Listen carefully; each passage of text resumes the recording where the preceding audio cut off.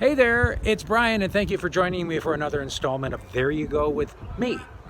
Today we're in Niles, California at the Essanay Film Studios, and if that name sounds familiar, they had several of these around the country, one of them being in Chicago, but like I said, right now we're about 35 miles south of San Francisco, and this is where Charlie Chaplin filmed The Tramp, and he spent about 5 to 6 months of his life living here, and he's got a home here, and we're just going to go and check it out and see what they have here at the Silent Film Museum. Let's go. Oh, I should say, this guy right here, Bronco Billy, Gilbert Anderson, cowboy star of the early 1900s, he was the guy who kind of initiated this. I think this is where we get our ticket. So this is the guy who started everything here. Film star, long forgotten by Hollywood, like everything else in Hollywood, but this Bronco Billy. This is pretty cool. They have old cameras here that you can get right up close to, and they still work. Oh, the vlogging that they must have done back then. Actually, this right here, this part of it here is where they would put the film, and then the technician would have to sit here and spin this while light was shooting through, and it would be projected up on the screen. You would actually have to keep doing this for the entire film for about 12 minutes straight until you could change the film. So this is what they used to do when they were processing the film after they made it here. Don't enter the room when the red light is on. Pretty cool. Hey, it's Rudolph Valentino, the Sheik. He's a little bit shorter than I thought. Who knew they actually put their Essanay name right on the fire extinguisher?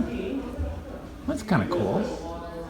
They were doing lots of films on the Civil War and things like that by the early 1900s. And these are some actual swords that were found here sometime in the 1950s. Oh, original gun belt, too. Harry Todd's Chaps holster and gun belt. Look at that. Now, when Charlie Chaplin was here, he filmed one of his most famous movies, The Tramp. And we're going to actually go over to Charlie Chaplin's house in a moment. They actually have some of the old films if you want to buy them. Bronco Billy Anderson, film pioneer. Ah, he's the guy who knows.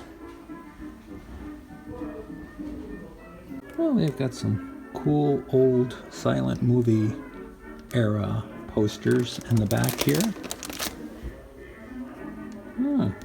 These are kind of cool. Obviously, Charlie's never far away. He was one of their biggest stars here at Essanay Studios. Got some more Harry Houdini here for you with Metamorphosis. Change in 3 seconds. If you are looking for any DVDs or books on the silent movie era, this would be the place to come. They have a lot of cool stuff here. Who doesn't like some Laurel and Hardy? That is trippy. Gotta love some Buster Keaton. Oh, get some Garbo. Even dogs like the silence.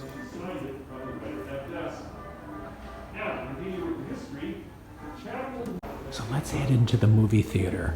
And the cool thing about this theater is it was built by Essanay, but it wasn't only a theater for people to come and watch movies, but this is where Chaplin would come and he would watch the dailies after they shot their films.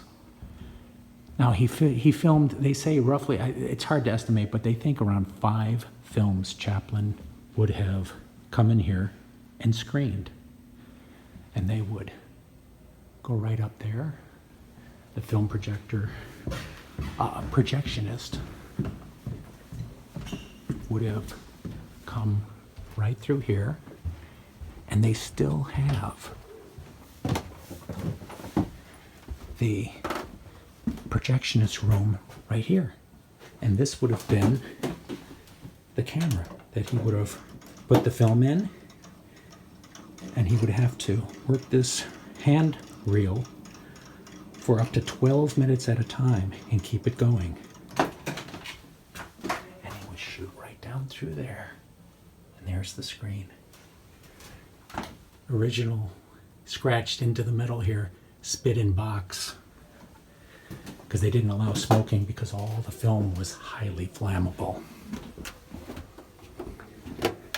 And that's what it would be like to be a projectionist back in the day. This is what it would have looked like back in the day to be shooting for the Essanay Movie company. Right there. Here's the staff. And supposedly, the very first time that Chaplin did this walk away from the camera was about 1.5 miles from this spot on a small dirt road in Niles. And now this is an interesting photo that they have right out in front of the theater. That right there is Chaplin. And the lady next to him is a waitress that he met in San Francisco. And she wanted to be an actress, so he actually brought her here, and they stayed in a little bungalow for about 4 months. And this is kind of a cool photo because if you see that little decorative spindle right there hanging down with this house right here, that's it right there. This is the exact same house, and this right here is where the photo was taken, outside the theater. And supposedly they say that Chaplin actually liked this lady so much that he kept her on payroll for the rest of her life, even though she wasn't necessarily doing anything. Pretty generous. As I said earlier, when Chaplin was here in 1915, there's a little bit of debate as to where he lived, but it's undeniable that he lived here at the Wesley Hotel for a great deal of the time.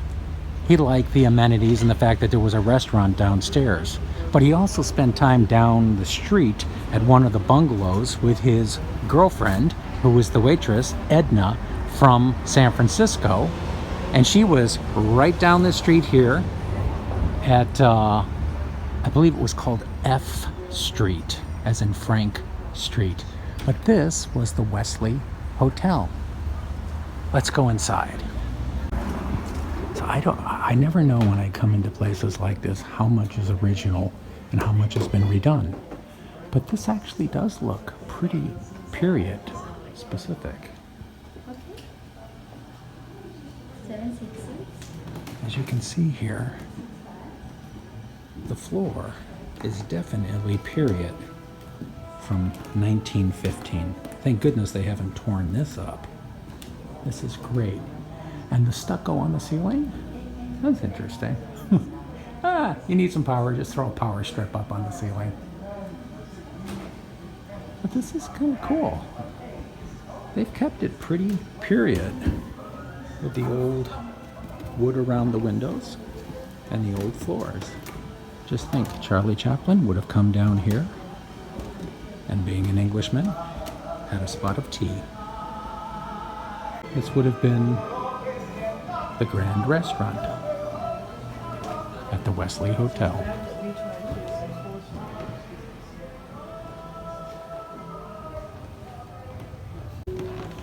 Now let's leave the Wesley Hotel and make our way on over to Edna's place, just as Charlie would have in 1915. Right down the street, just about 1.5 blocks. This is the main drag in Niles. It's called, appropriately, Niles Boulevard. It's kind of interesting as you walk by here. They have a lot of antiques shops here with old furniture, and it's kind of cool that had this been 1915, a lot of this furniture would have been considered modern. One chair right there, or instead of two, 189 bucks. No, 1890s. There you go. That's from the 1890s. A lot of people don't know this, but when Charlie Chaplin was here, he actually studied karate. I'm only kidding. Now, he was more of a taekwondo guy.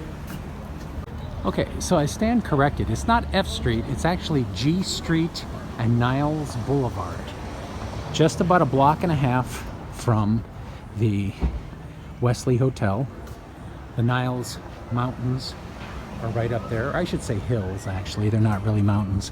But if it were a Saturday night and Charlie Chaplin had finished filming, he would actually walk this path right here over to a set of 6 red bungalows that were built by the Essanay Film Company in 1915.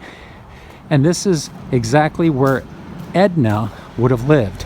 Some people actually thought that it was these, but upon further research, it appears that this would have been the bungalow where Edna lived, and Charlie would have come right to this driveway. Original garage or barn, however you would phrase it. Edna would have put her car right in there. Charlie probably would have pulled right here behind it. And they would have gotten together for an evening of just enjoying the beautiful California weather. Through here. Sounds like there's a train nearby. I'm sure they would have set a fire right here inside at the fireplace.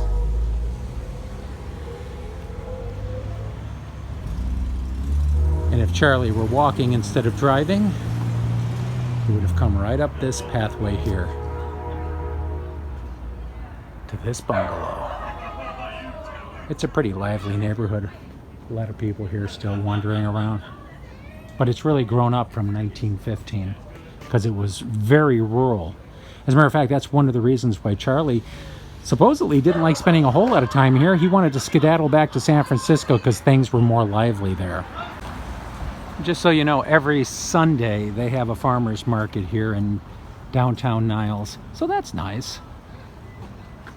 It's 1:36, in case you were wondering. Now, I thought this was possibly another movie theater just from the roof of it, but no, there's a plaque right here that says, this is the site of the first post office in Niles, established 1873 by William Snyder, postmaster, annual salary of $12. That's such a strange piece of information to put up there. But this is where Charlie would have come to send off a letter. By the way, in case you were wondering, part of this storefront is now a real estate office, and the average list price on a home here is only $1.4 million. Not too shabby. They got a train that runs right through town here, and I'm not really sure if this is an actual operating garage. I get the feeling that this is kind of like some kind of vanity project garage for like a rich guy who really wants a really nice place to work on his cars. Pretty cool though. Safe travels.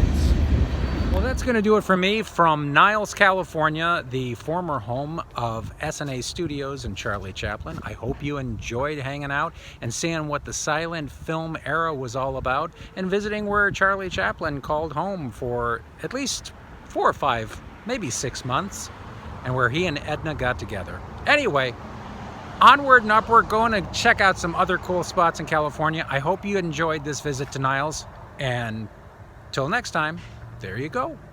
Something old, something new, something for me, something for you. It's a big, big world. Let's check it out.